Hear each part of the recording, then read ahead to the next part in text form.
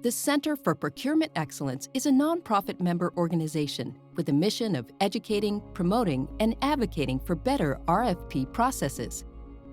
Join CPE today and make your RFPs faster and more transparent. Membership also includes discounts to all of our training and networking events. CPE hosts a variety of virtual and in-person networking and training events throughout the year. Visit our website to get signed up. CPE Speakers Bureau is available for your regional and national meetings and professional conferences. Contact us to learn more. Welcome to Ask the RFP Doctor, CPE's monthly web series where we discuss the latest best practices in procurement and supply chain management.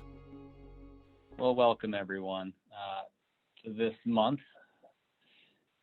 blazing summer edition of Ask the RFP Doctor. We'll dive in here quickly, but just to remind everyone of the format, we'll start with introductions, just kind of a little bit of background about the Center for Procurement Excellence for those who don't know. And then we'll dive into our teaching moment, 10 or 15 minutes, and then we'll break out into our virtual peer groups and then open up for more conversation after that. So as a quick introduction to the Center for Procurement Excellence, or CPE, we are a nonprofit membership organization. Our goal is to fix broken RFPs, is what we like to say. Sort of completely focused on requests for proposals. And we're all about the pillars of being fair, open, transparent, focusing on value, and doing so with high integrity across our RFP processes. So today's topic for our quick teaching moment is to chat about the current state of practice in software RFPs. Now, where this is coming from is a few things. First would be our motivation. And one thing that we've noticed, I don't know if you all have noticed this as well, but IT projects and procurements are very difficult. And if you actually look at the data, it's not just our anecdotal experience. There really is some data out there that shows that IT projects truly are scary. So there's various versions of this, but there's a chaos report out there that's been tracking this by the Standish Group since the 70s, I believe. They find the majority of projects are challenged or failed, according to their definitions of that. You've got Oxford University had teamed up with McKinsey. They found across more than 5,000 projects, huge cost overruns, schedule overruns. And the one that really bums us out as well is that even when you're successful and complete the project, you get less than what you were hoping for in your scope. In terms of the capability that you are seeking, this is what is being shown as a 17% shortfall in what's actually delivered on average, according to their data. And then a survey of more than 600 IT executives found that 3/4 of them felt that many of their projects are always or usually doomed right from the start. They agreed with that scary language. So this was our motivations, right? This is difficult stuff. IT projects and software in particular can be some of the more challenging RFPs that we ever run in our careers. And if you want to learn more about that, I've got the image on there. We've got a handout that goes through this data from our friends over at SimpleR. So just shoot us a note or mention it in the chat with your email address, and we can send you the full handout there if you want to learn more about what some of the data says out there. So that got the Center for Procurement Excellence to take a look at a study here. And what we wanted to do is look at the current state of practice in software RFPs. And this study is currently in the publication cycle at the International Journal of Project Management. So it's been through the peer review process and is getting ready to be published. We're just waiting for them to get it all typeset for us. We thought it would be ready for this session, but it's taken a little while. Anyway, what we did is we took a look at 250 software RFPs collected from across the U.S. And we looked at a number of different project types. Our goal was to understand, well, what are people doing out there in recent RFPs? We limited it to the last few years is what we kind of gathered up in our data. And we wanted to see, what's everyone doing with their software RFPs? Are there some common trends that we see out there? And what we did is we narrowed this in on a few areas. First, we decided in these 250 RFPs, we wanted to select a range of public sector client groups. So we looked for RFPs from government entities, from higher education and elementary education, so basically K through 12 and universities, various healthcare operations, and other transportation agencies. So we looked at all of these types of public clients were there in the data set. When it comes to the project types that we picked, is we narrowed down to 5 specific software types. We want to keep it kind of focused. And we picked 50 RFPs within each of these types. So we had ERP systems, specifically financial systems. So think like payroll, accounting, items that don't go into the full enterprise level that ERP would do. We also had asset management in there. And then we had what we called common and specialized business applications. Basically, common business applications would be the type of software that would be used across multiple of those different client types. So think, work management systems, tracking and planning and scheduling and inspections, things of that nature were included there. Whereas over in the specialized business applications, these were specific to one of those client types. So, for example, there in healthcare, it would be, health records management, patient IDs, disease registries, and things like that. Maybe for transportation agencies, it would be a flight information display software or intelligent transportation system. For education, it might be a classroom management system or student attendance system. So things like that, where we were calling them more specialized. So that was what the data set was. What did we find? Let's try to zoom through this kind of quickly. First up, we looked for common evaluation criteria. So what were people using in their software RFPs to evaluate amongst the competition? So we found a few, I'd say maybe troubling things, or to put the optimistic spin, opportunities for improvement. Less than half of the RFPs actually shared their evaluation weights. So most of them published their criteria, but didn't actually share their weights. And as a reminder for those who have taken our RFP training course, sharing your evaluation weights is a CPE best practice after that whole foundational principle of being transparent and fair with our vendors. We found less than half of the RFPs use proposal templates or standardized forms, which is something that we are big fans of. There's an opportunity there as well. And specifically, less than half, I think it was about 40%, actually used a standard cost template, so for the vendors to submit their cost proposals. What that means is that the majority of RFPs out there for software projects were allowing vendors to submit their own style of cost proposal, which I'm sure those of you who have been through that process before, that is a headache to wade through those and try to get them apples to apples if they're not coming back in a consistent manner. So more opportunities there.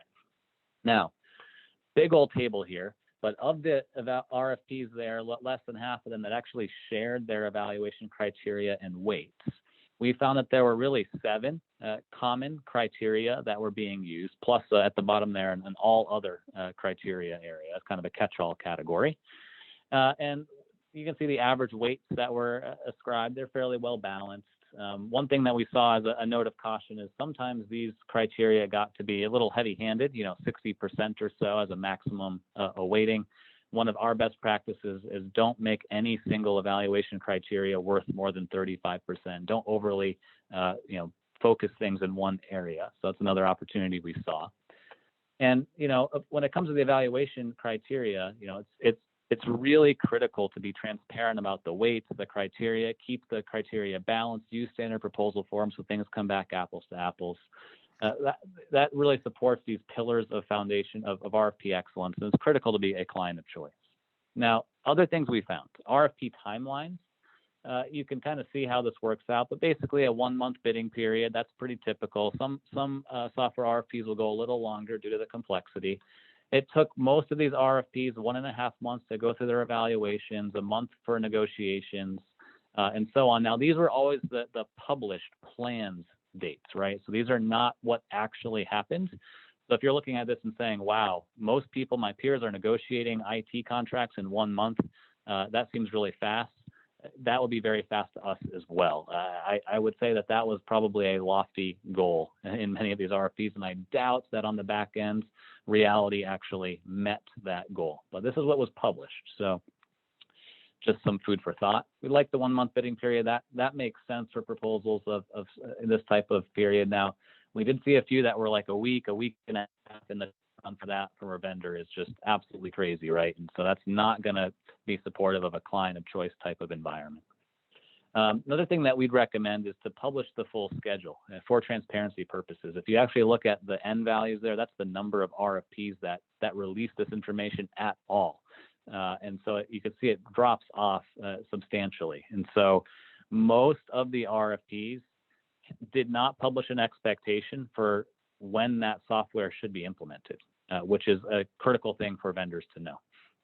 Now, other highlights when it comes to the statement of work and requirements, we all know how important that is in software RFPs. What we took a look at was the average number of detailed requirements or itemized requirements that were published in these RFPs, broken out by the different project types. So common business applications, asset management, specialized business applications, ERP, and financial. You can see the average number of detailed requirements that were contained in their requirements list. And that's all well and good, I suppose. But one of the things that we saw that was missing was the surrounding statement of work. So there's the overarching focus on detailed requirements in IT and software we have found in our experience. And then folks tend to overlook some of these other important areas of their statement of work. So only 2% shared their budget, less than a third shared their schedule expectations. Almost none of the RFPs spoke about their current conditions in any level of detail. These are all critical elements, actually almost more critical than a detailed itemized requirements list. And so this is a big thing we remind you all of too, is keep these areas in mind. You'll see on the screen there, we've got our statement of work checklist. Those of you who have taken the RFP training course with us or would like to do so in the future, you've got a copy of this that helps to make sure your statements of work are thorough and well-rounded and provide all the information that vendors need to see. And these areas are absolutely critical, especially in IT. The current conditions really drives a lot of the cost considerations. So big picture to wrap this up after this quick zoom through. Big picture of what we found is that there's obviously a lot of action out there in the realm of IT RFPs. We grabbed 250 that just for these 5 software types pretty quickly and went through them. I mean, there's lots and lots and lots out there. I think we're all doing these IT related RFPs more and more in our careers. But what we found, at least, and these are from the last 3 years, is what we were looking at in these IT RFPs. So they're all pretty recent. There's a lot of opportunity for improvement. So some of the things that we recommend here at the Center for Procurement Excellence might sound pretty simple and straightforward, and we hope they are because they're intended to be practical.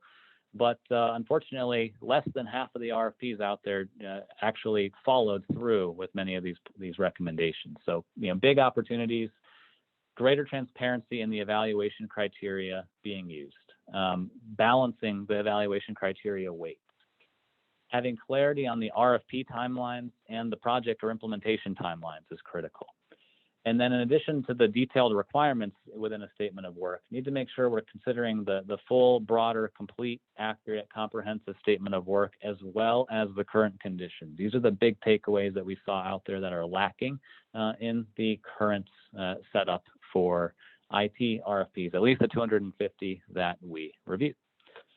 So with that, one last thing I'll make note of is if you're looking for more tips of, okay, well, how do we go about procuring an IT project? You want some more maybe advanced tips?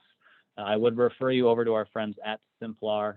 They had a webinar last year about how to go from average to high performing in our software RFPs. You can see the learning objectives of things that they were covering, but that webinar is still available for you to access, or you can just email me directly and I'm happy to hook you up with access to that. So check that out for more tips on software RFPs. This has been Ask the RFP Doctor, brought to you by the Center for Procurement Excellence.